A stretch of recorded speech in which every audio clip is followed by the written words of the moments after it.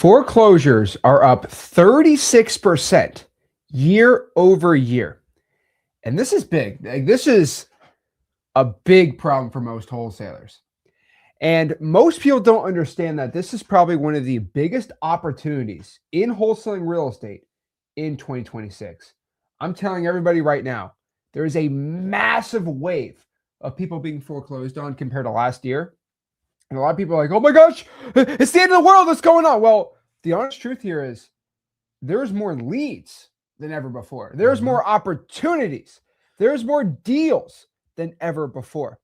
And it is your job to go out here and find these leads and find these deals and make a ton of money. And so what we're going to be talking about is the massive foreclosure wave that is incoming here in wholesaling real estate and how you can get rich with foreclosures. And so we have a lot to talk about today. And it was kind of crazy because we always see foreclosures, ebb and flow and go up and down. But like right now, we're seeing a big, massive spike. And most wholesalers, watches, you're not going after pre-foreclosures. And what's crazy is like 36%, because like real estate, there's not much like up and down, like maybe 4 or 5%, but like 36% is very alarming. And it's a lot, right? Sizable. It's a lot.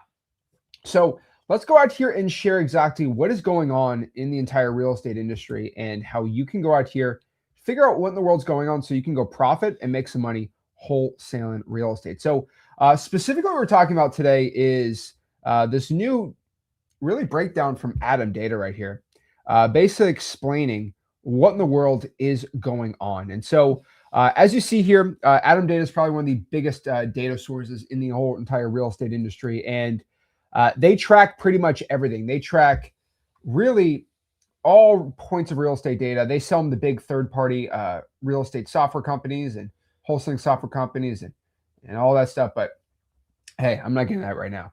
But basically, they track a lot of stuff. And this is an article from about February 11th. But this is pretty interesting, right? So Adam, a leading provider of property data, AI-powered analytics, blah, blah, blah, blah, blah, has reported in January 2026, the U.S. foreclosure market report showing that 40,534 U.S. properties have foreclosure filings for the month.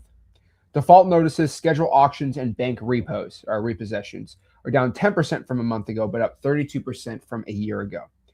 Foreclosure activity rose year over year for the 11th straight month. That's something to think about. It's building and continued trend that are now carried into early 2026.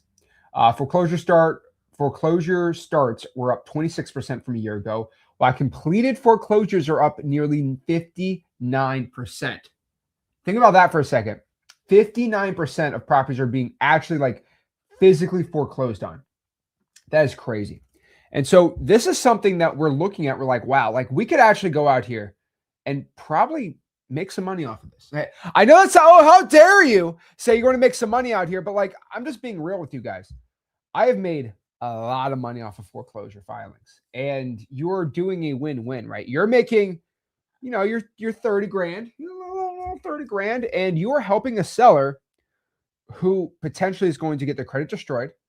If it's a VA loan, they might not be able to get another loan, right? Yeah.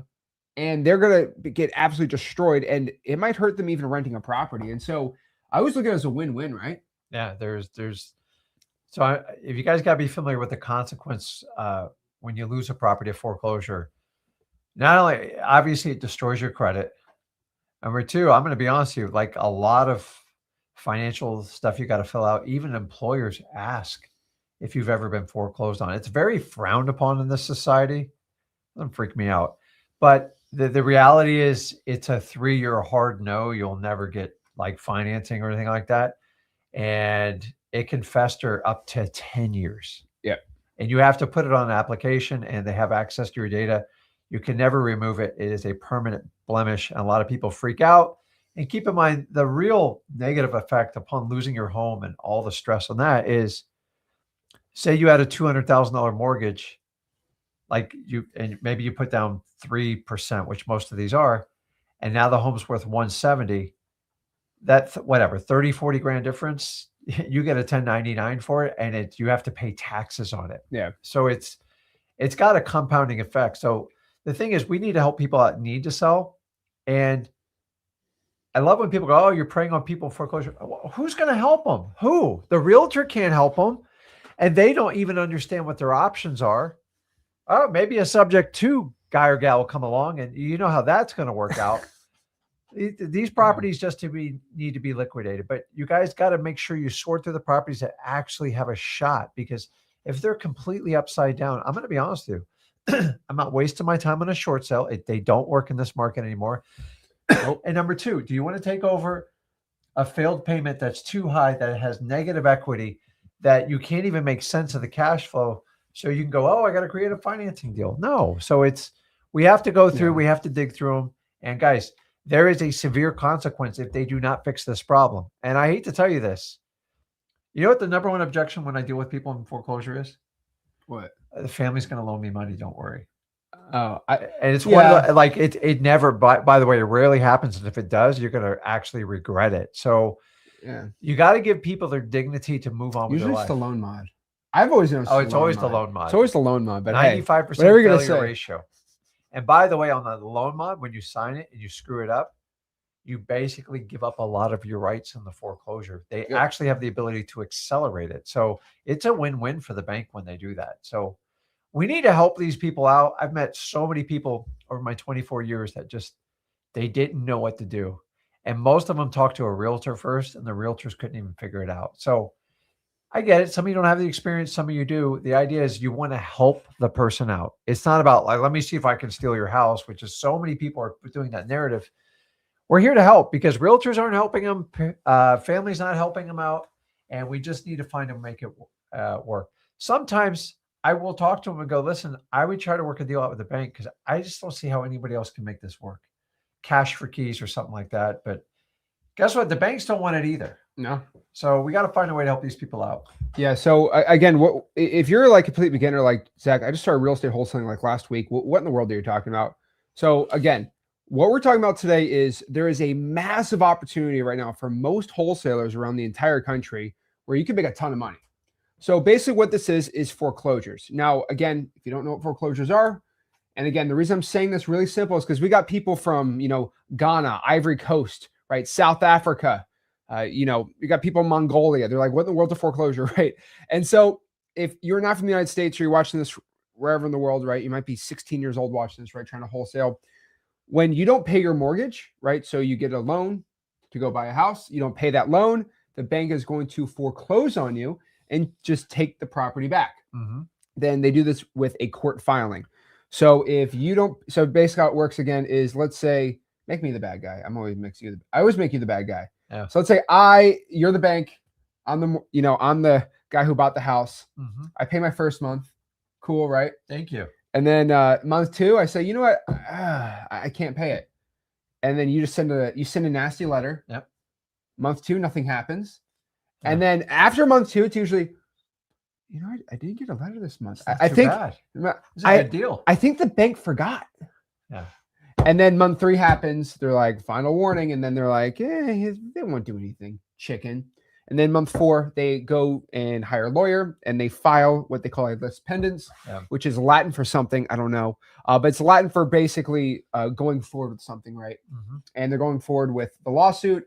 And then that goes through a whole, 6-8 month process of, trying to get it back. I mean, at that point, the person's freaking out. They try to get a, home equity line of credit. They try to go out here and get a loan modification. But at the end of the day, it probably goes to a court-ordered auction. And might be like, well, why can the bank do that? Well, you signed it in your mortgage documents. Now, what's concerning here, everyone heard in 2008 that and so in 2008, I was doing a lot of research for today's live stream. Do you know in 2008-9, 2% of all mortgages were foreclosed on? It's crazy. I'm going to show a chart. It was actually really interesting. But again, what I'm trying to do, I'm not trying to spread fear. I'm letting everybody know this is not 2008 all over again. I don't know if we're ever going to get a 2008 all over again, but I will tell you that 40% rise is crazy. And so the cool part about this for us wholesalers is we can actually wholesale these homes. That's the really cool part about this. And we've wholesaled thousands of these type of deals, but it's crazy, right? These people, They're not paying the mortgage. They want to get out of it, and you can help them out. Now, I'll tell everyone about pre-foreclosures. This is not a pre-foreclosure video, but I will tell you that pre-foreclosures you got to get in front of a decent amount of them before they want to sell. But what's crazy is there's 36% more of these type of leads going on now than there ever has been since last year. So let's talk about this. Okay. So what's important here about this filing, and the reason why we're making this live stream, is real estate is extremely, I'm going to say this again, it's extremely market specific. Let's say it again. Real estate is extremely market specific. Got it. So that means if you are in, for example, Delaware, it's actually insane. Like Delaware, for some reason, has the highest spike. Florida has a very high spike. I mean, it's pretty obvious. It's because of the cost of living there. And there's some states where it's not as high. And what's crazy is that's state by state. What's even crazier is it's market specific. Like, for example, the west coast of Florida right now is getting hit pretty hard with it. You're finding that there's some areas in the United States of America where rents are actually down, and some people can't cash flow. And that makes it a lot harder. So let's go out here and look at the data here so we know. So we know exactly what areas we could probably target. They're going to be a little better here. So here it is. These are the foreclosure data. So what we're finding is Delaware, Nevada, Florida lead the nation in the worst foreclosure rates. So what's really interesting, some of these foreclosures are 2-3% interest rates. I'm telling you guys, no one wants to talk about this, but if you're a subject to person and you're like 2-3% interest rate, like those rates are going, like they're getting eaten up. They are going away. Yeah. And these people are getting foreclosed on. It's just insane. So across the country, 1 out of 3,547 housing units had a foreclosure filing in January 2026. States with the worst foreclosure rates were Delaware, Nevada, and Florida. So that's just a ratio, right? Of course, it's always Florida. South Carolina, 1 in the 2,300, and then Maryland, right? Among metros with populations over 200,000, Trenton, New Jersey recorded the worst foreclosure rate. Punta Gorda was really bad. Fayetteville, North Carolina. Oh, that's money right there. Like this right here, like Fayetteville, North Carolina list pendants list is just chef's kiss. Really, really, really good. And Lakeland, Florida, Polk County, Florida is actually a really good area for wholesaling. Vallejo, California, probably not do that, right? So what's interesting is, and again, this is just obvious. Florida, Texas, California top the nation with the most foreclosure. The reason is, in my opinion, these just have the most population. So, of course, the top 3 states, I don't think that's really important at all. So, yeah. But foreclosure completions year over year. So, what's crazy is there's more REOs than ever before. And so, in January 2026, Texas had 573 REOs, which I know that sounds like a lot, but like it's really not. Like 573 properties, it's not that bad. If you compare it to the amount of mortgages out there. So these metro markets have the most: Chicago, Houston, Dallas, New York. That's pretty obvious. But what is concerning to me right now is we are seeing for 11 months straight a rise in foreclosures. And so what this means is there's going to be more and more and more of these sellers out here that are not paying the mortgage. And we need to go out here and start really going after these leads. That's just what I'm telling everyone. Like, we are seeing a massive jump. And we think that, I mean, I don't know what you think, but I think this is just a start of something, because I think it's going to be going a little more. What do you think? Foreclosures, they take a long time to come to fruition. And keep in mind, banks, like, I'm just going to say it, like, they give mortgages, like, they set people up to fail. Because most people, you only need to show really a steady 10 to 12 months of income and have a reasonable debt to income ratio, and they'll just give you a loan with sometimes as low as, I've seen, 2 and 3%. And like, you want to know how it like doesn't work with these people. It means right off the bat, unless you're an astute investor, which most of these FHA loans are, because if you've ever tried to sell a property FHA, everybody just pays the full retail. They don't, the difference of 20, 30, it's not their money. They're just worried about the monthly payment. Yeah. So when it comes up, remember, if somebody loses a job or somebody gets downsized or somebody gets laid off and there's only like one breadwinner in the family, like, they're doomed. And some of these decisions, I can say this point, they're just bad decisions. In the United States, people, would you say this?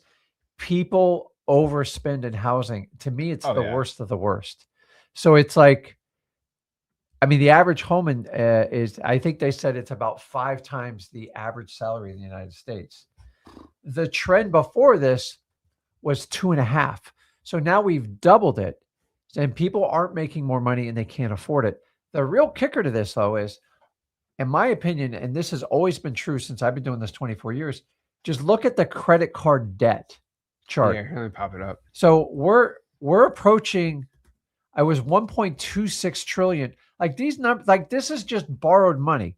And remember, the higher the credit card debt gets for our nation, the more stress it's going to put on the homeowner, because they're basically going to the credit cards because they don't have funds to pay for groceries, to pay for the mortgage, Here it is. to pay utilities. Guys, look at this. So the blue line is housing debt, and this line right here is non-housing debt, right? So again, 2008 was 2.69, and then obviously went down, which is nice. But I mean, since 2013, it's just been.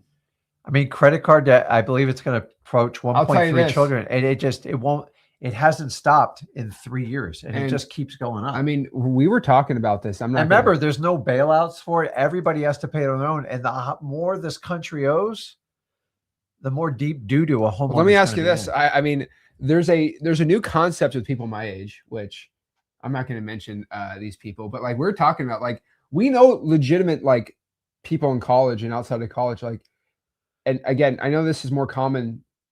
I make a lot of my wholesaling, so I don't do this, but like people get credit card debt and then they get a credit card to pay off the credit card debt. Oh, there. And they get a credit card to pay off that credit card debt. And it's just crazy. And unfortunately, like if you look at this, and again, well, what about the ratio? The ratio is screwed up because if you look at 2022, 4.6 to 5.04, that is almost 10%. The US population does not grow 10% in 4 years. Like this is according to Equifax. This is, and I hate to say this, and this is why I have always lived off my, what I call the 20% rule. I kind of live off of what I call my 2% rule, but basically I've always had this rule for myself, and I know you follow it well too. It's like, this is just Zach advice for the day, but whatever money you make, just only spend 20%.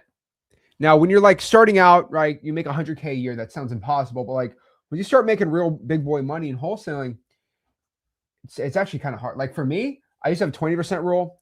Then I used to spend like 10% of my income when I was like 19, 20. And then I started spending 5%. And I'm probably at like probably 2%, if I'm being honest. Okay. 2% if I'm being honest. Like you have to go like, I know it's not sexy to say this, but like, this is going to be a massive problem. What does it have to do with wholesaling? Dude, this has everything to do with wholesaling. Because if the amount of debt in this country keeps going up from not the country's debt, but like debt of just the individual person, it is going to get squeezed hard. And there's going to be more distressed real estate. And the most important part about this entire chart that I want everyone to understand is when you have high debt like this, you do not fix your roof. You do not go out here and repaint the outside of your, wood frame property and then termites come in or the moisture gets in there, right? You do not go out here and fix the leaky faucet. You don't upkeep a property. And I want everyone to understand that real estate and specifically houses, I know everyone thinks they are like these crazy appreciating assets, and real estate does appreciate well if you have it as cash flow. But when you live in a house, yes, properties go up, but I'll be honest with everybody. The amount of money you put in to maintain the property and taxes and insurance, it's usually a wash. Yeah. If you live in the property. If you go toe to toe and add up every Home Depot bill you did, every Home Goods, I guarantee you your best case scenario is usually break even. It's because nobody accounts for that stuff. It's like funny money. You guys, anybody in this live stream can tell me, like, you own a home. It's like, it's really hard to avoid Home Depot in a 2-week period. Like there's just, I need these plumbing supplies. I need these filters. I need this gasket. I need this paint. I need this sandpaper. It never stops. Guys, look at, if you've ever watched, well, Alcatraz is going, find any piece of property and someone goes, okay, we're done with it. And they let nature take it back. Within 2 years, you won't even recognize the property. Yeah. And most people I know it because I do a lot of maintenance on property. It is endless. It's either pay me now or pay me later. One way you're going to pay it in the price, or you're going to pay it in what I call I call it the Home Depot tax. Dude, it's Yeah. like they get you coming and going. Like, I need this part. I'm the guy who gets stuck over there in plumbing trying to figure out like how to put those damn pieces together. And all the guys just sit there and we're screwing and we never ask for help. But if you add up, I actually now keep a home, so you can get a Home Depot account. It's free. Don't do the credit card. It's a scam. And they will track every expense you run through there. It is utterly shocking what you'll spend in a year. Nobody ever looks at it. Home Depot doesn't want you to look at it. But if you really want to get control, because we have to organize them with all the monies we spend the properties and handyman and contractors. And I was blown away what was spent in 1 year. Now, if you isolate it to your house, guys, think about all the crap you put in there, all the appliances, the flooring, all the other stuff. And listen, you'll spend 100, 150 grand before you even know what blinks. And the thing is, it's kind of a tax because you're not aware of it, because you don't know it's going up in value. No, it's not. Think about this. If you are paying for something and it doesn't pay you back, it is not an asset. I don't care what you say. Assets produce, liabilities take. And most people go, oh, a home's the best investment. No, it's not. Like, honestly, if you could find a modest place to rent and invest all your money, I guarantee you would most likely beat the real estate market. The challenge is we all want security, a place to live. I'm okay with it buying a home like that, but we got to stop trying to trick ourselves and act like they're investments. And every now and then you can time it and get lucky. But for the most part, if you look at a 50-year run, you're looking at 2.5% a year. Like, guys, you realize that doesn't even beat inflation or the CPI. So I've been in real estate long enough. I don't think here's my opinion. I love that you can write it off. It's the only appreciating asset that you can depreciate it. And that's what I love about it. And you can use leverage. And for that reason, why we do real estate. But like, I love when people go, this is the greatest investment I ever had. I go, then you don't know how to invest, because if you live in the home, it's a luxury item for you. It's nothing more than a liability. You could argue till you turn blue. If you add up every charge you've done from the day you closed on, the day you sold it, if you broke even, you did good. And like, let me ask you the age-old question. Are properties going up in value, or is the dollar just diminishing so much? Property goes up, actually. To be honest, if you look at the cost of real estate compared to income, so I will tell you this. I will, to be fair, real estate does have a delta on inflation. It always does, because wood is part of inflation, materials, pay. I will tell you there is a delta. And if you look at the cost of a house versus the average median salary in 1964 is actually pretty good. Mm-hmm. And the way I always look at it, if you're a teacher in 1964 and you're single, you could buy a house. Yeah. If you're a teacher now, you cannot buy a house unless you live in the middle of nowhere, Oklahoma. So to be fair, it does go up. That's what I think. And then you guys got to keep in mind, property taxes go up every year, even if you have the special exemptions. Don't even get me started on insurance. And like, maybe we're gonna have to do a live stream. I didn't realize, there's like 16 other states other than Florida that are pushing to leave property taxes, which that thing's a train wreck, because I don't trust the government. You take one tax away, they're hitting you over the head, usually with the worst one. So I don't agree with it, because most of my investment properties, I have to pay the full taxable amount. And the problem is they're outspending. These counties are outspending because property values go up so much. So they just think it's an open checkbook to keep spending and spending, and they all keep asking for more and more money. So I hope they fix it. But the problem is, I don't think they have a real plan to replace that income for some of the basic services. So we'll see what happens. I don't trust elected officials. You give them an ability to generate tax revenue, I promise you that will overspend it every time. So I believe that they need to find ways. Like, how does the state of Florida have a surplus budget, but like New York City's running, I think, was it like a $20 billion deficit? And their budget just for that city is greater than the entire state of Florida. It's purely a spending problem. But no, they say you got to raise taxes. And at some point in this country, we're going to go, hey, listen, we need to start looking at where all this money is being spent and cut it way down. And until that happens, we're like, I love when officials talk about affordability, but like, they're the main reason is because you guys keep outspending what the tax revenue base is why we can't afford anything.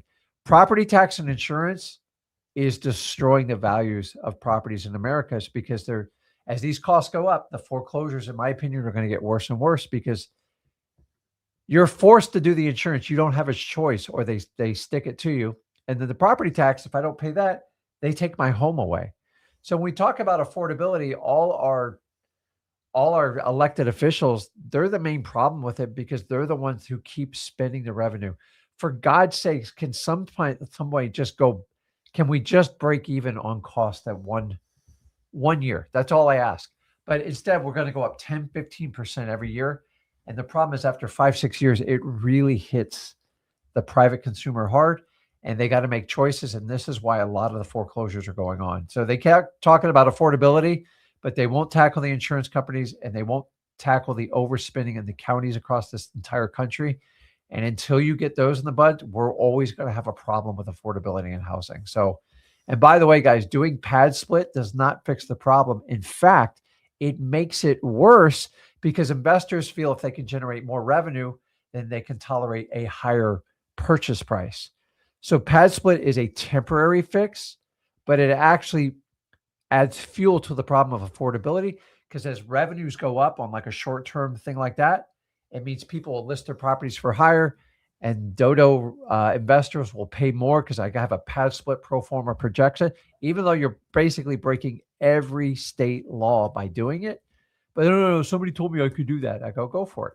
It's called a professional rooming house, and they're 100% illegal, and there's no insurance company in the world that's going to insure them. But go ahead, knock yourself out because nobody sues in the United States.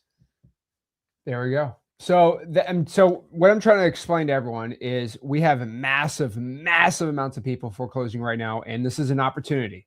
I won't be freaking out right now. I think this is a good opportunity. So where are the best opportunities right here for this? Here is a little rank of the top 10 areas. No, top 10. I mean, this is these are ratios. So you're going to find it's kind of insane that like there's a bigger ratio. I mean, I think Florida's obviously a good area. South Carolina's great. Maryland. Wow. It's kind of crazy. I'll tell you, Indiana's probably more of a sleeper market than anything else. But yeah. What's going on in Delaware? Yeah. I mean, I think it's just such a small area that it's like almost double though. So again, these are the most by the rates. So again, if you want to look at your state and the changes. So again, what's really interesting, this is a very interesting specific like chart. So what's nuts is if you look at the numbers, right? So if you look at the foreclosure rates, if you want to look at the changes from a year, no, 2 years, about a year, you're going to find that in South Carolina, foreclosures are actually down. Florida, it's not brutal, right? From November 2025 to now, I mean, year over year, Florida's up 77%. Holy cow. 75 in Maryland, 53. But you'll find Indiana, it's actually down. So the numbers are a little skewed. I think one thing no one's really talking about is, do you see this one on the top, Georgia? It's up 110%. That's crazy. And so nobody's talking about that part. It's up 110% from almost a year ago. And you got 156 in Idaho. Small markets can have like bigger fluctuations, but from here, I'm like, dude, I'm going to go all in on Georgia. Georgia looks really good for like if you're in Georgia, go after the foreclosure list. I mean, the list pendants is going to be great. Like, go after those, right? For example, you're not going to find these big ones in, for example, like Pennsylvania. Pretty modest, right? Yeah. Like it's not crazy. Like Michigan's down 24. Like so the reason I'm telling you this is it's so market specific. But here's the one thing I'll tell you. As long as there is debt in the United States of America, as long as there is debt, and as long as properties still need maintenance, and as long as people unfortunately die and there's taxes owed, and you know, I mean, I always say this, right? What are the two things guaranteed in life? Death and taxes. Well, I'm just gonna be honest. Those are two of the most motivating factors for wholesaling deals. Yep. So it's kind of funny, really but it's like, as long as like, it's crazy, but like, as long as that's happening, we make money in wholesaling. And unfortunately, like it happens all the time. And I guess this is good news. It's bad, but it's also good, right? I'm a glass half full type guy, but because people lose their jobs and bad things happen, there's wholesaling opportunities. And we make money specifically when there's distressed real estate. And distressed real estate primarily comes from people not having the funds to maintain their property. And because there's more credit card debt, I know this isn't, I'm going to sound like, do you remember the Young Turks? Remember that whole incident where they recorded us out of context and they did a whole article about us? Yeah, Mr. Chin. Yeah, I mean, oh, Lord. There's this big like left-wing new YouTube news place with millions of subscribers. How dare they reach out to people that aren't paying their mortgage? That's not ethical. Bro, you know what's not ethical? Not paying your mortgage. Letting a 45-year-old single mother of 4 get a foreclosure on her record, so she is forced to rent a property and not help her at all. Maybe she loses her clearance at a company because she has a foreclosure on her record. That sounds pretty unethical. I think people like go shopping for real estate like they do, like they're at the mall or they're at Amazon. Like, oh, I like that. And like, no, like, can we afford it? What's it cost to keep this thing up? And like anything else, you buy a boat, a plane. If you can get past the initial cost, and God, I hope you paid cash for it because you're financing, because a mortgage, they're financing it. And then like real estate, I don't know about you, but the day you close, that's it, buddy. You own it. Whatever comes with the house, you're screwed. And I've had it happen so many times. I've had broken pipes. I've had faulty wiring. I've even had a brand new home. Check this out. They wired some of the major appliances backwards and they caught on fire and they still wouldn't help me. I had to get a lawyer to even get any chance on it. So it happens in new homes. It happens in old. And I'm going to be honest, the new homes I think are even worse because they're building them so cheap. So the thing is, if you're going to finance something 2 or 3%, ask yourself, should you even be buying the damn thing? The answer 9 times out of 10 is no, but everybody wants this dream of home ownership. But then they don't understand there's a cost to keep the house running. Filters, paint, all sorts of crap. Everything's wear and tear. And God forbid if you're even close to the water, we won't even talk about that. So it happens all the time, guys. I've never bought a house that didn't have some sort of problem. Like it said, and if you don't know what you're doing, it's like, what was that movie with Tom Hanks? Was The Money Pit? I don't know. And I don't know if it was Tom or it was. I didn't grow up in the 90s. I don't know if it was Ben Stiller. He goes, what? And he goes, his classic line was, what can go wrong? We're homeowners. And then everything humanly possibly that could go wrong. It took them 5 years to fix it up. And then they sold it and lost all their money. And they're like, but we had the dream of home ownership. That happens all the time, guys. A lot of people are buying, oh, the realtor showed me this. Nobody knows what's the real guts. And these home inspections, guys, they hardly uncover anything. Like I thought I bought a great home and I've gotten pigs. I've had it happen the other way. And so if you buy something you finance, you can barely afford it to begin with.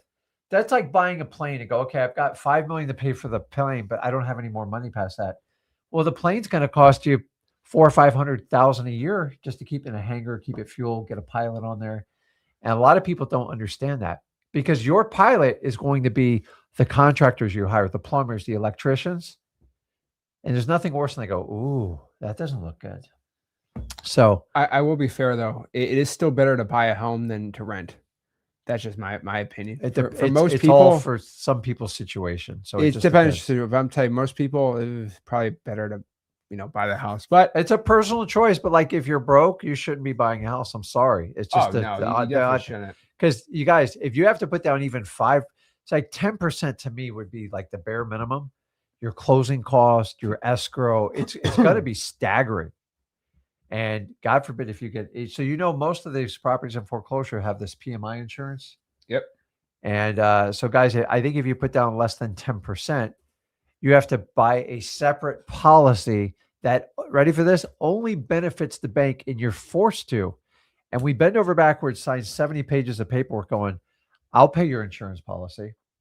And I think if you have to get PMI. I love how the insurance, they won't insure you unless you have PMI, right? So they say, no, if you put down less than 10%, you are forced. That's the only way they'll give you the loan. It's forced. It's a condition. And guys, a lot, I've seen them as high as $300 and $400 a month. And there's zero benefit to you. It just insures the bank. And it puts so much pressure on the cash flow. I would love to see the study on foreclosures on properties that had PMI. I bet it's just through the freaking roof. And honestly, if you got to get PMI, maybe you should find a way to save so much more money or cut costs, because that PMI, in my opinion, will take out most people. And I think it is, it's predatory. It's because they always go like this. Oh, you can take it off in a little while. No, you can't until you pay down the mortgage. And if you put down 2 or 3%, it's probably going to take you 10 or 12 years to get down there. It's a huge profit center for these banks, and it only insures them. It is pure profit to them. Yeah, it's true. So that's getting a little interesting out here. That's all I'm going to say. We are going to see a big, if we can keep 30, if we get 32% from last year to this year, oh man, it's going to be crazy. Let me pop up a chart here on foreclosure filings. I'll be right back. Okay. On foreclosure filings, pretty interesting. But what you're going to notice here is, if you're going to look on this data on since 2008. So I want everyone to understand though that like we're not in 2008. So if I look at a full chart for 2005, yeah, this is going to be way better. So where's this chart? I was going to show everybody. I think it's from realtor.com. Let me show here. Yeah, here it is. Let's get, okay. All right. So here you go. So I'm going to show the total rates on here. So should be a little statistic on here. Here you go. So that's what I was looking for. Now this is older data, but what you're going to find here is these are the foreclosures that happened since basically, you know, most people have been wholesaling. So this is from 2005. So I'll put this on the top right-hand corner here, but this is the amount of foreclosures. So this is a good chart that I like to look at because it shows, okay, so how many of these type of deals are out there. So if you've been wholesaling since 2016, like me, I've been wholesaling since 2016. When I got started, there was a lot more pre-foreclosure deals than there were now. There was this massive drop, and now it's rising back up again. And I kind of miss those because there's just so many more of those deals out there. So for example, if you look at this chart here, right, 2005, we roughly had 532,000 foreclosure filings, which is actually, I think, a pretty healthy number. Yeah. Okay. Now, we haven't even hit that since I got started in the wholesaling game. So when you started wholesaling, basically, and when I started wholesaling, there was the same amount of foreclosures. But if you go now, it's half of that when I got started. But what's crazy is we were coming off some insane Kobe stats right here.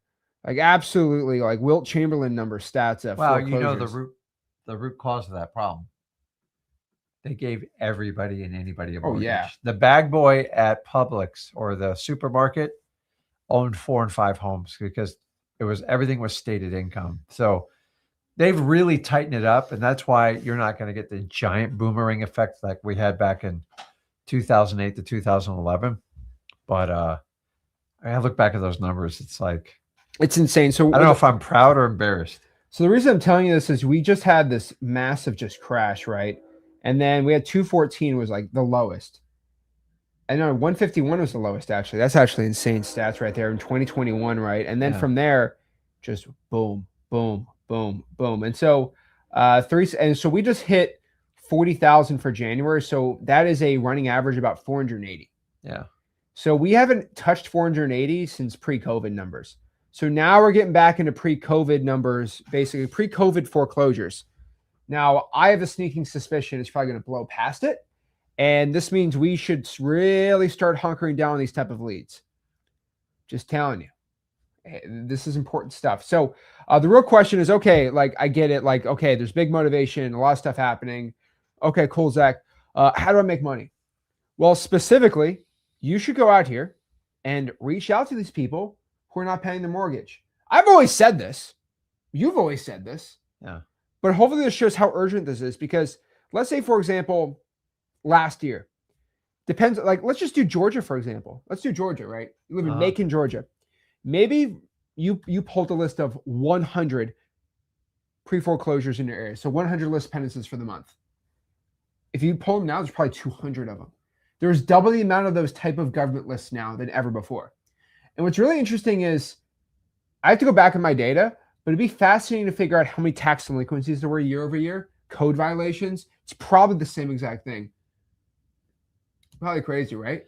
Yeah, and guys, think about it with using AI and all the technology we do in 2026. The foreclosures are like the final straw. And so when I started wholesaling, pre-foreclosures, like that was our like only trigger, that if you saw a dilapidated house, and code violations were always around. We didn't really chase tax delinquencies because we didn't understand them. But tax delinquencies, keep in mind though, we got to look at the studies. There's a lot of people that are buying houses on shoestring budgets. They're forced to escrow the taxes in there. So the banks cover those. But houses with equity, listen to me, houses with equity, those mortgages will get in arrear, which, not that I want anyone to do that, but it's a sign that you can actually make a profit and help the homeowner out at the same time. Because some of the foreclosures, guys, you get people put down 2-3%. Like, well, the taxes aren't behind. It's because the bank's paying them because they don't want to lose the house because they have such a vested interest in it. So when you see people that don't pay their property tax, it always heightens my senses because there's usually a reason for it because they had equity at some point in it. And if you catch that foreclosure early enough, the seller has more opportunities, you have more opportunities, and it's a huge win. And guys, I'm telling you, in auctions,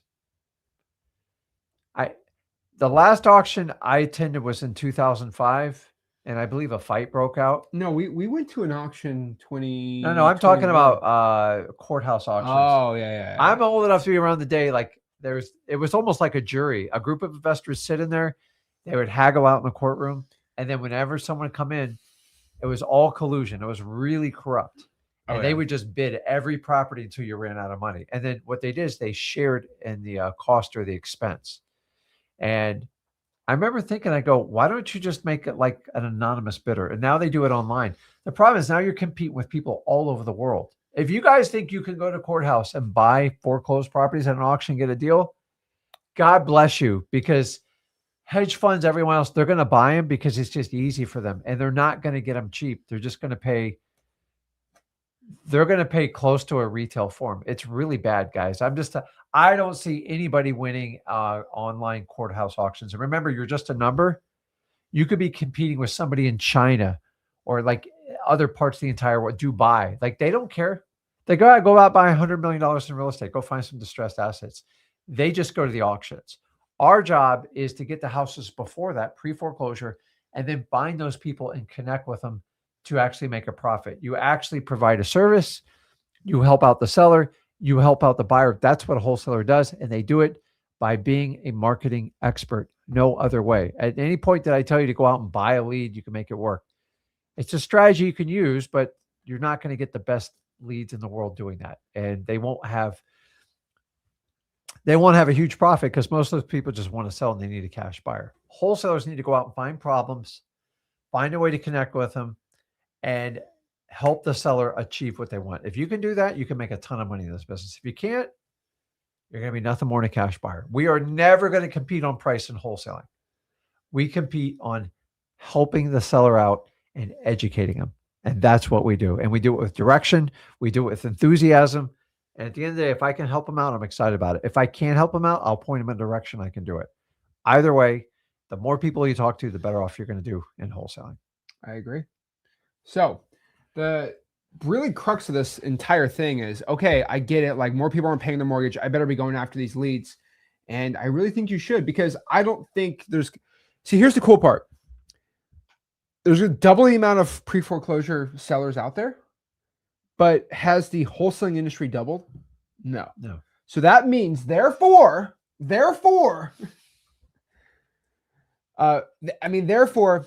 this list is probably 60 to 80% more. 60 to 70% less saturated than it was last year. These leads are actually less saturated. Now, let me ask you a question. If you pulled a high equity list this year and a high equity list last year, probably doing the same amount of bozos out here to deal with, right? I know with our direct mail, we have the same amount of bozos we got to deal with. The saturation is the same, probably a little less. Well, when it comes to the saturation of the pre-foreclosure, It's so much easier. Like the stats right now for texting pre-foreclosures is off the roof right now, because there's less wholesalers, but there's more leads. I mean, I hate to say, I mean, I want you to tell a story, because you used to tell me this when I was like 18, and I always thought it was fascinating, right?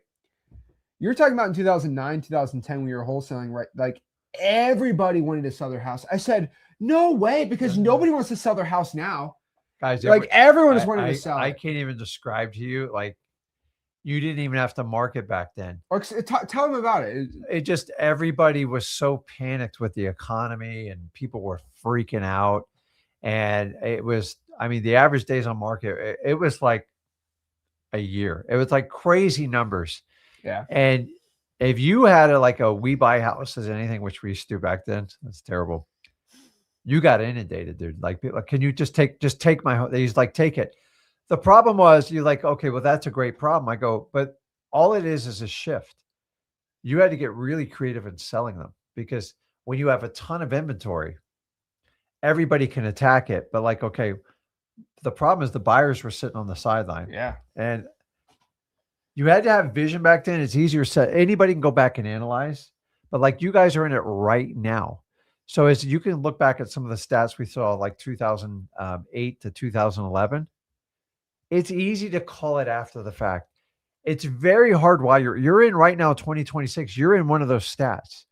And it's very hard. You can see behind you, but hey, where can I see it going forward? I've always told you, real estate, it doesn't have these crazy swings overnight. Everything, I told you in 2023, it's going to build and start swinging towards the other way. But it's like compound interest. As it builds, this thing just starts picking up.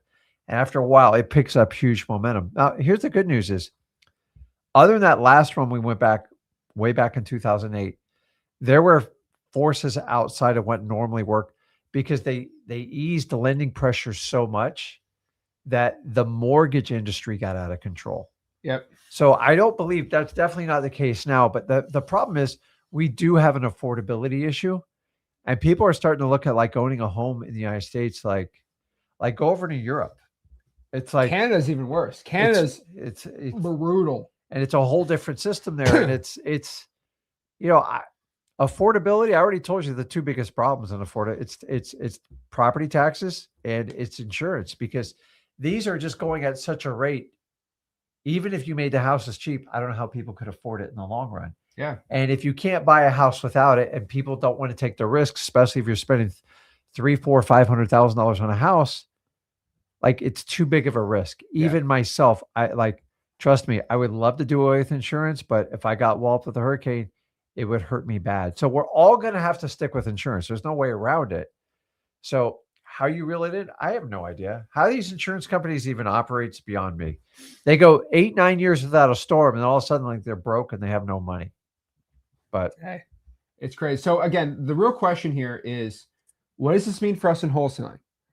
This means it's a big opportunity, baby. A lot of money to be made. And most people, I just be honest, in the whole entire wholesaling industry, outside of me and you, right? The both of us. Yeah. Who is telling, hey, you should go after these pre-foreclosures? I mean, it's up 36%. Maybe we should attack these leads. Nobody. You know why? Because everyone's saying, just go out here and pay a bunch of money for SEO. And insanity to me, right? The leads are right in front of you. They're right in front of you. This PPL, PPC thing, guys, it was sexy for what, 3-4 year run? Guys, when you could buy a lead for $100, that was pretty sexy. People used to buy these leads for $9. That was sexy. Now it's $40 a lead. It could just, I mean, guys, PPL inflation's real. And I'm just telling everyone, just do the leads yourself. It's like the way I always describe it, and I know this is nuts, and this is probably a reason why debt's so bad in America, but there's one thing that I absolutely refuse to do. And it's probably to my detriment. Okay. Maybe it's because I'm a loser, but I absolutely refuse to do Uber Eats. I don't know why. I think probably because I just don't want people knowing where I live. But to be honest, if I'm going out here and getting a Chipotle burrito for $14, I'm not going out here Uber Eating and paying $24 for that burrito. It's ridiculous. They have a lot of fees. I think I did it once or twice. But here's the thing. That's the same. And I know it doesn't sound like a lot. It's only an extra $14. But when you do that for breakfast, lunch, and dinner, and you make 30 grand a year, like that is just, it eats into everything. And what I'm saying here is when it comes to your lead costs, for you to actually go to Chipotle yourself, it's already expensive. What if you went to this grocery store, made your own burrito? It's probably $4. And you might be like, well, what's the whole point of you saying, Zach? Of course it's $28 to go Uber Eats a Chipotle burrito, but why don't I go out here and make my own burrito for $4? Okay. What's the whole point? Well, you're saving $24. And if you save $24 per meal and you invested that in an S&P 500 for 30 years, you probably almost have, let me actually do the math. I know this is dumb, but like, this is actually how my brain works. And this is just like wholesaling. So while you're doing if that. you go out here and you do a compound interest calculator, right? Like I'll just do a really simple one right here. Like for example, just do some simple math. If you invested $24 extra a day times 365, that means you're spending an extra on Chipotle. You're spending an extra $8,700 a month on a year in Chipotle. Okay. That means if you spend extra $8,700 and for 30 years straight, and let's say you could have invested that in the S&P 500 and got 8%. Okay. Mm-hmm. That would have been over $1 million. So when you tell me like, oh, so this is why I hate Uber Eats. This is just like for example, that's an insane amount of money that if you decide not to Uber Eats and make your own food, that's how much money you save. If you invest that money, if you don't, it's not worth it. But what's insane to me is, okay, well, that's like just living life. What are you talking about when it comes to wholesaling marketing? What I'm talking about is if you don't go out here and buy PPL for $100 a lead and you go produce a lead for $10, you're able to get 10 times more leads. And when you get 10 times more leads, you get 10 times more money. 10 times more opportunity. So it's not $1 million, 8% ROI. It's a 10x ROI. So when I'm telling you, you need to produce these leads yourself, this is the whole point. And these leads are getting cheaper and cheaper to produce because there's just more of these sellers out here. And here's the best part. The same amount of buyers are still buying. So if you keep the principles that we always teach on this YouTube channel, and this is why I'm just saying the truth, why we have, I'll say it nicely. There's a reason why more people are in my course and community than anybody else. It's because we are the only ones that actually give results, that actually get people done, right? I post all these testimonials every single day from our people, from students, and they're not spending any money doing this. The reason is because they just stick to the principles that we've been preaching. I've been preaching for 9-10 years. You've been preaching for 24 years. I mean, so guys, this is like, if you really want to, like, be brutally, I'm shocked, like the amount of young people that use Uber Eats just for the convenient factor. And listen, I want that, like, but when you're young, and they steal your fries too. If you get they put a little hand in the fries. I'm telling you right now. It's like, if you want convenience in your 20s and 30s, like, you don't get it. Like, you're going to have to make some sacrifice. Here's how I look at it. A young person will go out and they don't even blink at buying an iPhone, right? No. What's it? What, $1,200-$1,300? People go out in Chipotle, you go dinner too, you spend $40-$50, add the Uber Eats on it. Here's how I look at it. If you just want to do a simple, like, this is so simple. Find the things you already spend money on and you love and like, oh my God, it's convenient. Buy the stock in that company before you buy the convenience of that company and watch that. So Chipotle, 10 years ago, if you just bested, it was a pretty cheap stock. It was like $8 or $9. In 10 years, you would have earned 275% on your money. On average, about 27% a year. Think about that. If you just take some of that money, invest in the products you already believe in and you're already using and all your friends are using, and you make some sacrifices and keep buying stocks like that, you'll go, like, to me, our entire family owns like Apple. Like, it's a no-brainer stock. Microsoft, stuff like that. You guys saw the Amazon run. You guys had no problem dropping your, $200 a year on your Amazon membership, but you won't buy an Amazon stock. And I'm telling you, got to start shifting to where you're consuming, to where you're actually investing in all, just these small little sacrifices. I got into someone's, it was a family member's app. It was a young person. Oh, And I boy. go, there's 36 receipts incidents of Uber Eats. I don't even know how you do it. I used it once. I thought it was so wildly expensive. They're going, and you know what they said the first one? It's just so convenient. I'm like, why don't we buy the Uber stock and then make some sacrifices, and then in 5 or 10 years, then you can enjoy the convenience of it. You have to start giving up some of the conveniences to make the investments and the stuff that will fuel your lifestyle and the problem. And I'm just seeing, I'm not picking on you, but like you guys running up these Uber Eats things, like Do I'm Uber in Eats. shock. Like I think it's like a $10 delivery fee. Then you're paying tips, and then someone's eating your fries. They got their dirty, nasty fingers in there, and they're showing up to your personal residence. I don't get it. And while we're on it, when I have to go to a place, stand in line, and I have to pay the fee, do everything, and they turn the screen around and go, asking for a tip. Here's a tip. Why don't you do some work and actually earn the tip instead of just pointing at the screen? Because it's just everything's a default, a tip. You need a tip just to do anything these days. Like it's crazy. I'm old school, man. You take care of me, I take care of you. You don't take care of me, you make me stand in this line, do the work, you ain't getting crap. So, in fact, guys, get rid of the convenience and make the investment. If you're buying Uber Eats, your friends are buying Uber Eats, maybe you should buy some Uber stock and come back in 10 years and go, man, I remember when Rick and Zach told me to give up my conveniences and invest in the products where everyone's going. I'm not a stock expert. I just look where everyone's spending their money. It's not hard to figure out. And if you young people would give up the conveniences for this, I'm willing to bet some of you guys are racking up thousands of dollars. If you just put that money towards that stock and come back in 10 years, you would be the happiest person on planet Earth. And same thing when it comes to wholesaling. If you'll invest in these foreclosures early and go through the work and the rejection, you will get huge yields. But if you want to, like, you want to wait for the convenience of the auction, good luck. You're paying retail for it. Remember, an auction is he or she who bids the highest wins. That's a loser in wholesaling. That's 100% a loser. I don't care what you say. Yeah. It's a little crazy. Tip. I love when they point.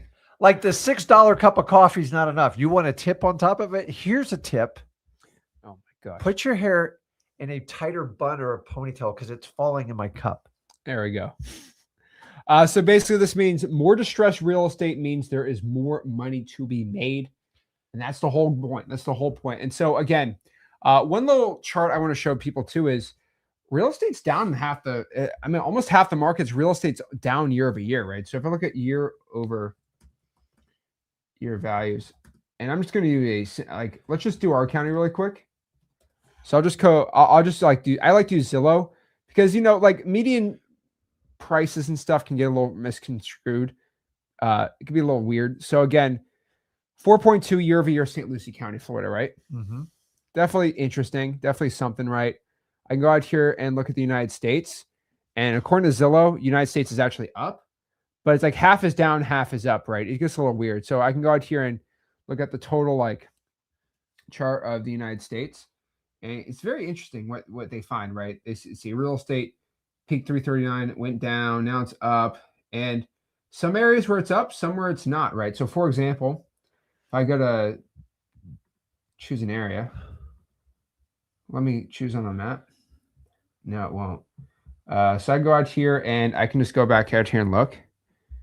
And we can do, for example, I can do Macon, Georgia.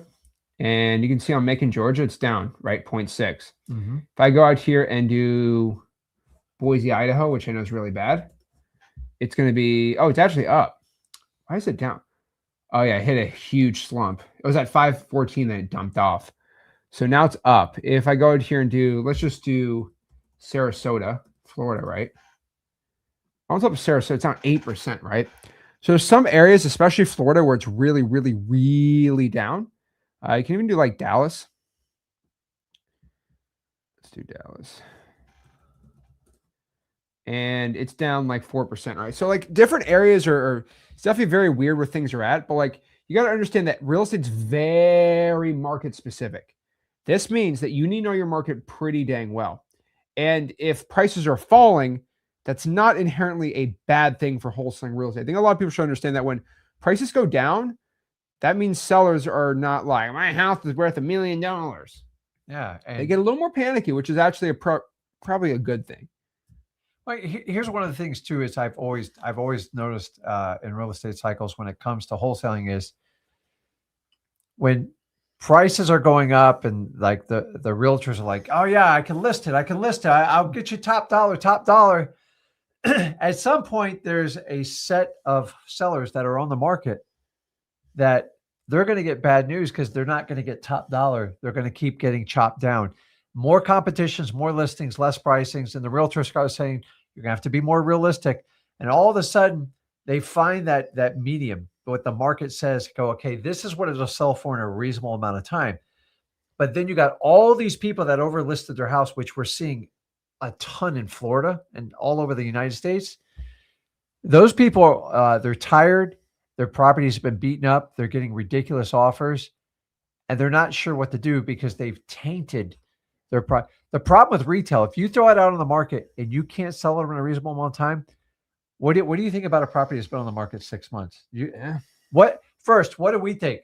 There's something wrong, right?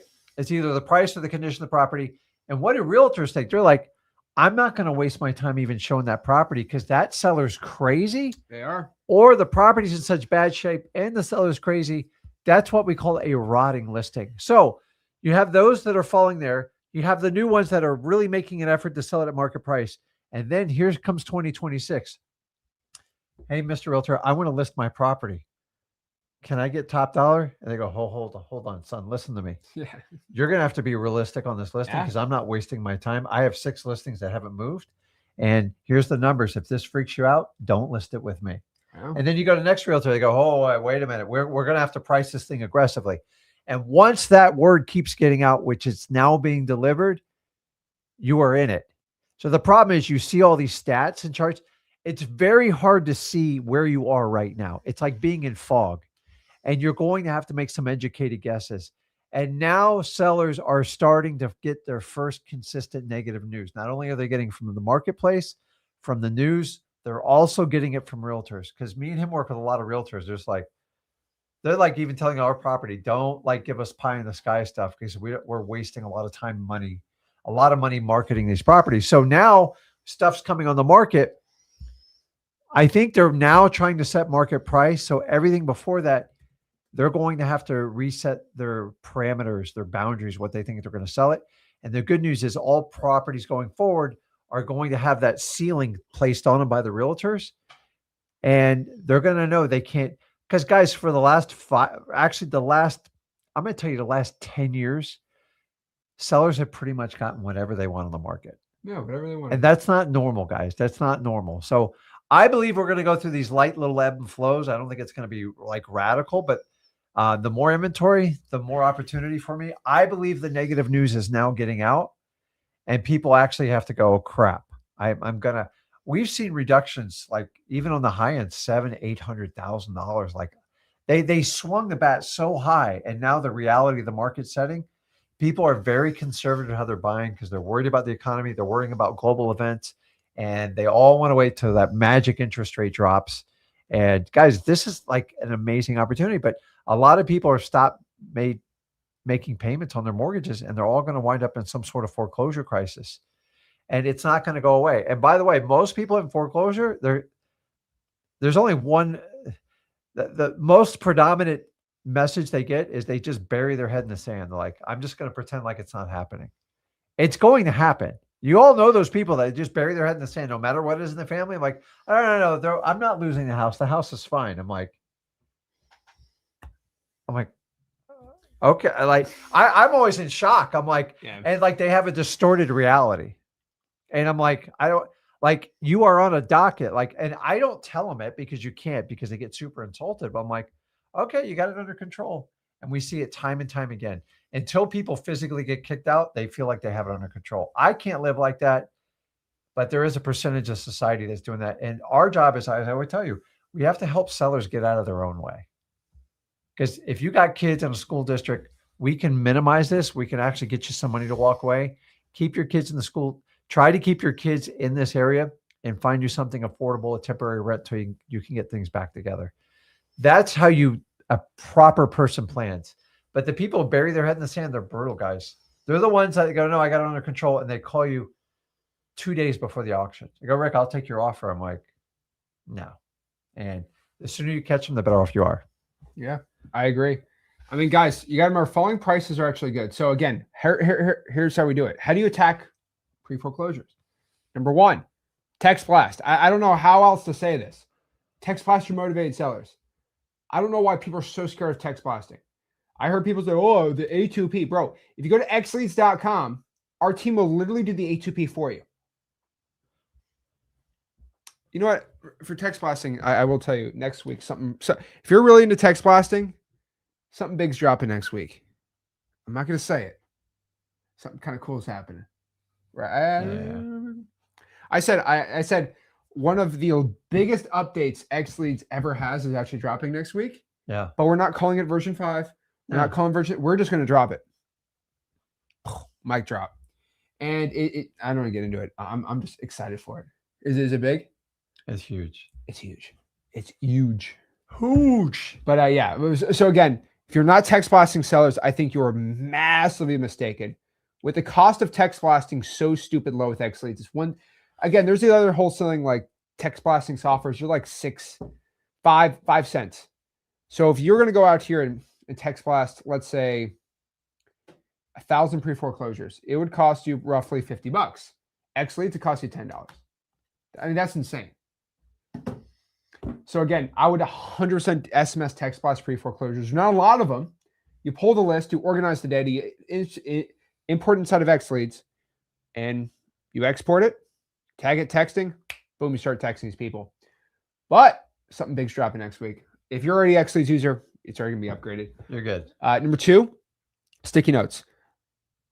Guys, if you are not virtually wholesaling, you have the opportunity to be in a market where it's actually a good area for wholesaling, put a sticky note on the house. Your competition does not do it. Your only competition is anyone that follows me on Instagram or YouTube or subscribes here. By the way, if you're watching this video, hit that like button, subscribe. And then with my number 1 rule for pre-foreclosures is no cold calling. Do not cold call the pre-foreclosure list. No, no, no. No means no. Do not, please, I'm begging you. Please do not cold call the pre-foreclosure list.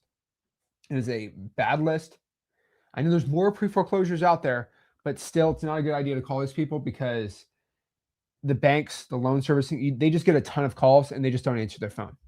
Especially with these new filters out here, it's going to get a little weirder to do. So I recommend the texting. And the real question is, how do you pull this list? Go to your county's clerk of the court website. Go to the list pendant section. Maybe if there's not a website, you go in person, you call the number, you email, say, hey, how can I get a list of all the list pendants filings for the month? That's all you do. And then from there, you attack.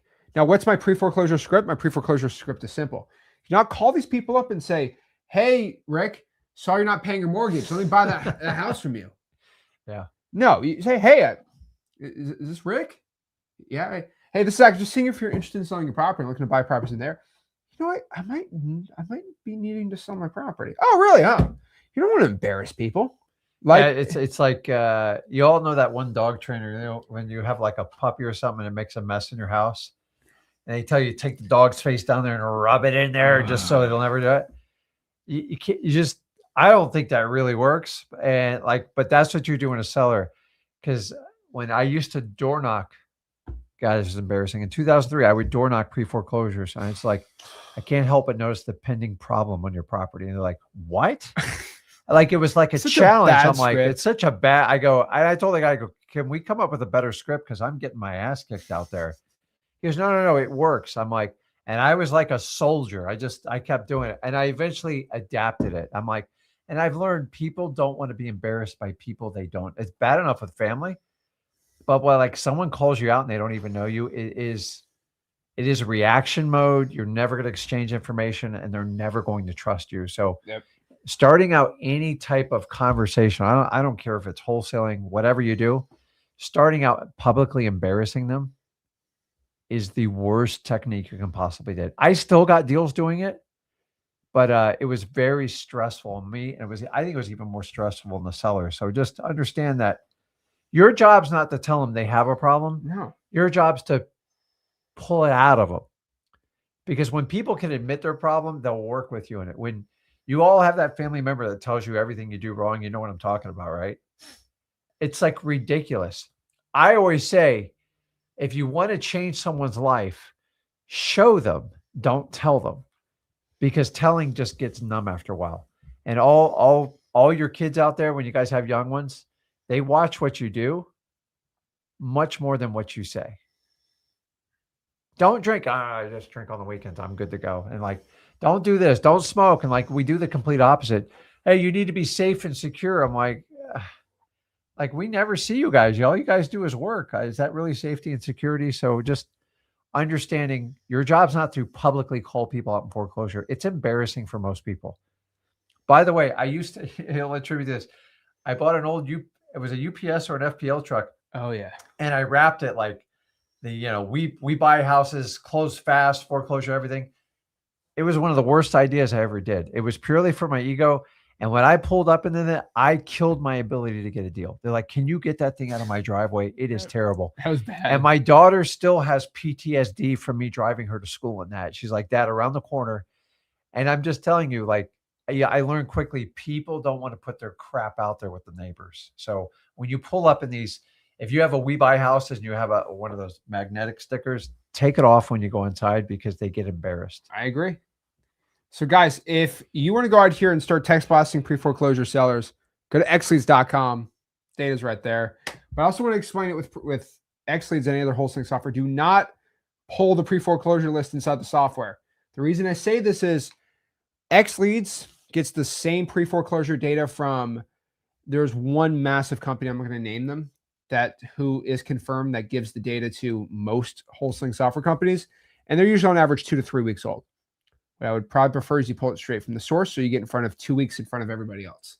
Because when anyone can just click a button and get pre-foreclosures, it sucks because the competition's there. If you can pull it straight when it got filed today. Yeah, and you can get this stuff online. And the good thing about foreclosures, which we should just talk about, it is a very public lawsuit. Oh, yeah. It really cannot be hidden because it's a lawsuit announced to the world. And they have the opportunity to have anybody step up. Yeah. So like, this is the one you should not get you should get zero resistance, in my opinion. It is a public lawsuit. To be fair, probates are like that too. Any other heirs? They're a little bit different. They're a little bit different, but still. I'm just telling you guys, foreclosures, if you're struggling at foreclosures, you're doing something wrong. Like, and most time I ask for the pre-foreclosure list. I'm like, dude, that's just, that's slang we use in wholesaling.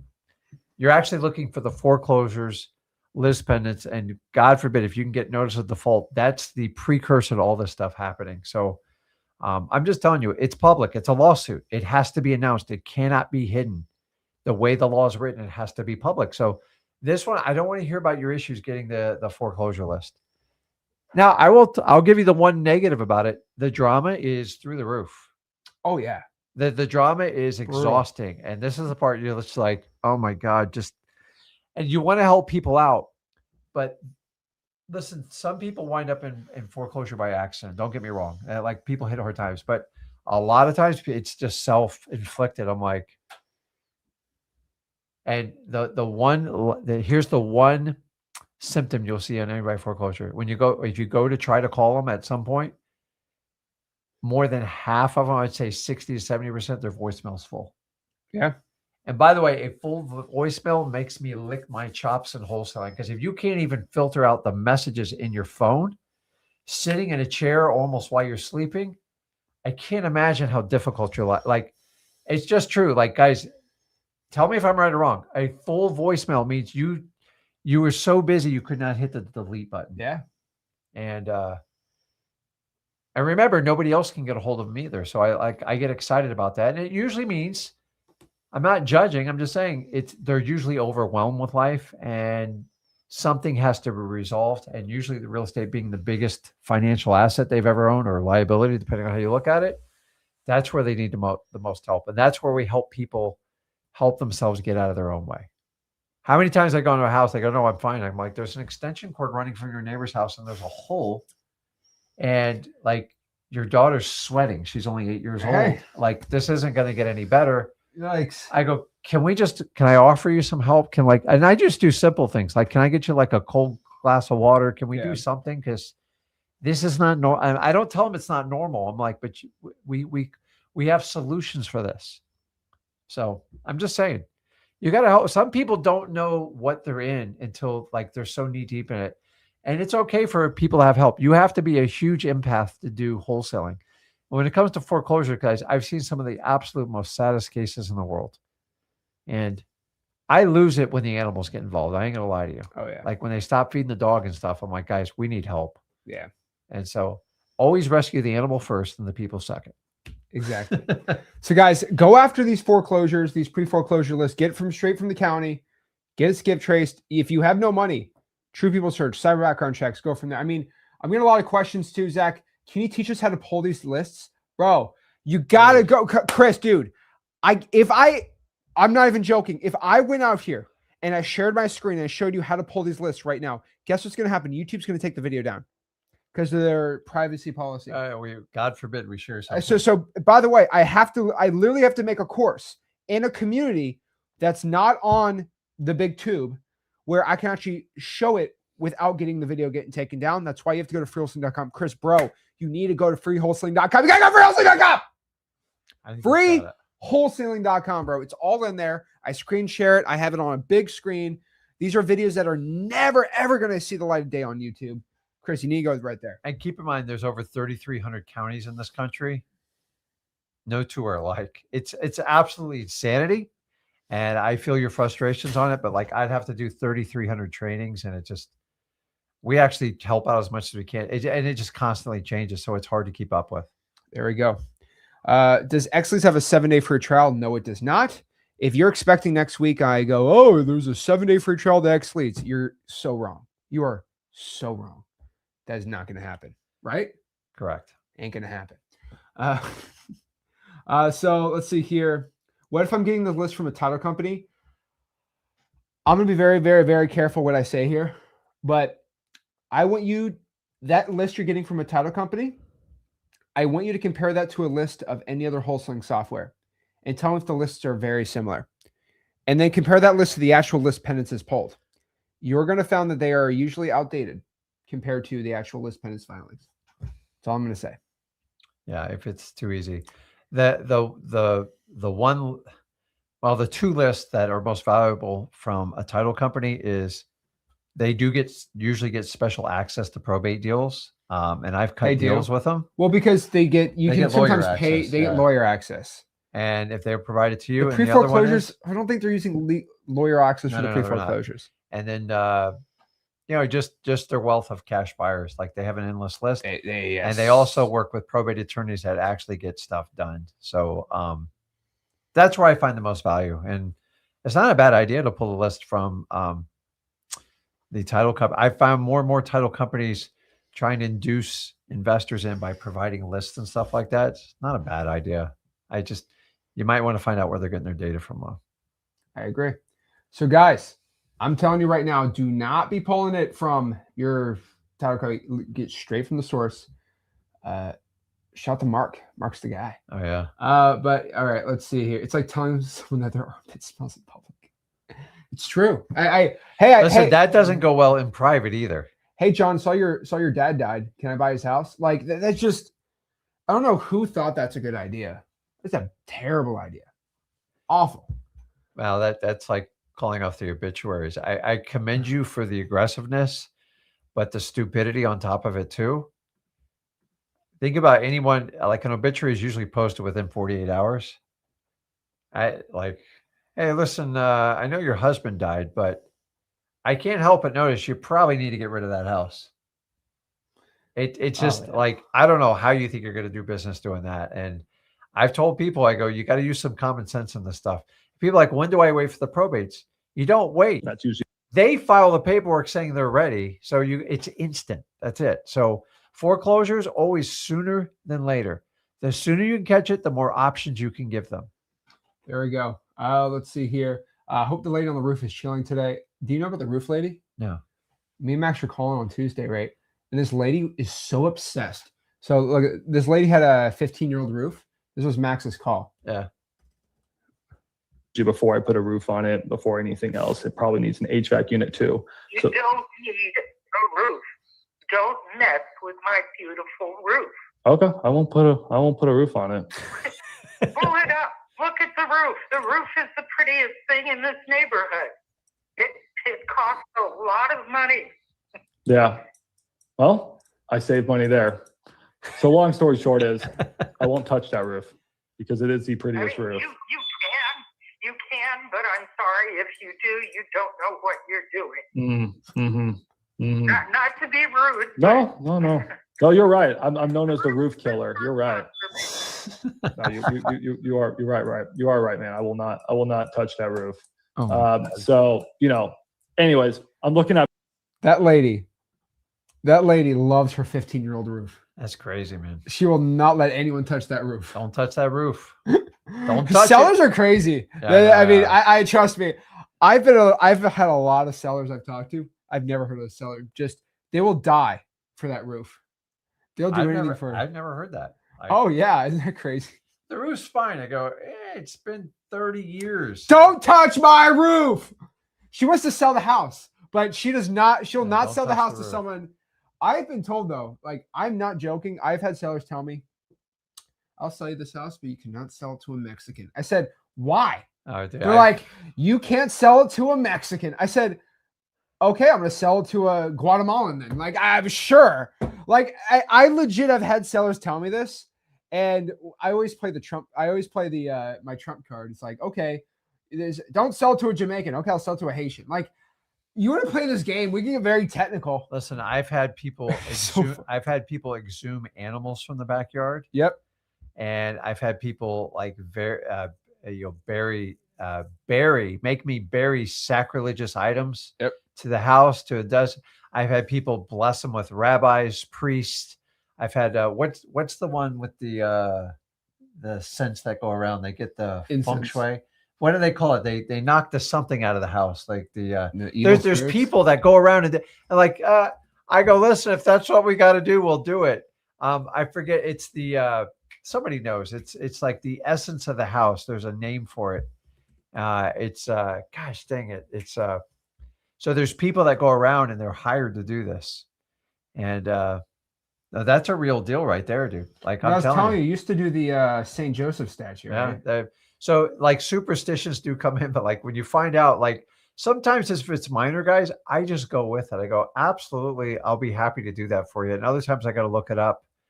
I gotta come up with that name. But you get someone to get the spirits out of the house. Sage, there it is. Yeah. It's like, it's quite a ritual. Oh, Lord. And like realtors even have to deal with it. It's real, but like, listen, if that's what you want to do to buy my house, I'll sage it all day long. I'll bury something in it and I will exhume animals if I have to. But it's like, it's just funny stuff, man. It's like people, remember, wholesaling is about the people. It's much more about the people than it is actually the real estate. The real estate is just the byproduct of human nature. So always keep it in mind, guys. There you go. T. Prather says, what's the best route to get leads or a list to skip trace?